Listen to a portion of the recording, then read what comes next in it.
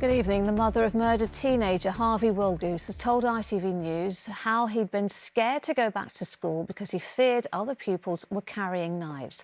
Harvey, who was 15 years old, was fatally hunting knife for his own protection. A jury found him guilty of murder earlier today, and a warning that Stacey Foster's report begins with images from immediately after Harvey was stabbed. Some other news now, and a 4-year-old boy named locally as Zahir Jan has died after being hit by a bus outside a hospital in Kent. May have poisoned her husband 3 times before the fatal meal.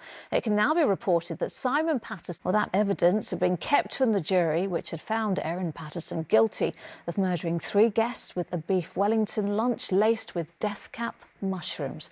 With more, here's Chloe Keedy. All that and more after the break. See you then. We introduced to limit where domestic abusers can go in a bid to allow survivors to carry on with their lives without fear of seeing the offender.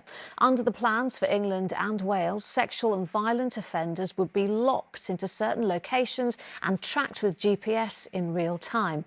Correspondent Sarah Corker. Head and neck cancer in England will be fast-tracked onto an NHS clinical trial for a new vaccine. It's a system to fight this specific cancer, which can be aggressive and difficult to treat. Here's Olivia Guthrie on how it works and who it could help.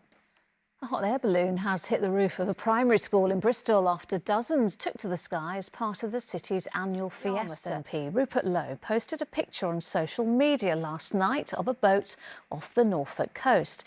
It later turned out they were a crew of 4 Brits raising money for motor neuron disease. The rowers saw the funny side and said they hope the controversy will result in some good. Barbara Holmes reports. It's coming up to 7 o'clock. Emmerdale's here in half an hour, but before that, an update on what is making the news tonight. Told ITV News that she feels violated after hearing Maxwell has been moved to a minimum security prison.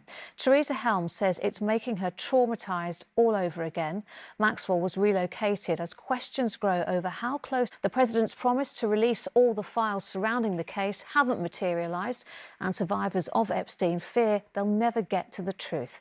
And a warning, this report from our US correspondent Dan Rivers has details of the abuse Theresa suffered, which you may find upsetting. Flash floods in landslides in northwest China. Dry weather has badly hit crops. It's estimated yields are down by around 30% this year, and that could see prices increase in the coming weeks.